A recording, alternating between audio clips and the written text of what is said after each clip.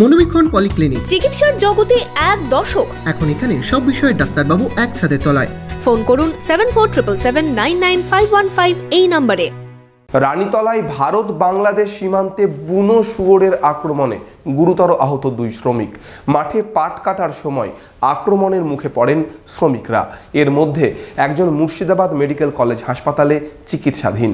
আপনার আনন্দে আমাদের উদযাপন। বিয়ে হোক বা পার্টি, বহরমপুরে এবার luxury banquet hall at golden retreat. জেলায় একমাত্র পিলারলেস ব্যাঙ্কোয়েট, আছে স্পা, সালন, ক্লাব মেম্বারশিপের সুযোগও। বহরমপুর শিল্প তালুকে গোল্ডেন রিট্রিট।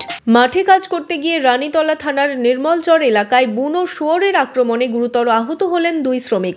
এর মধ্যে একজন মুর্শিদাবাদ মেডিকেল কলেজ হাসপাতালে চিকিৎসাধীন।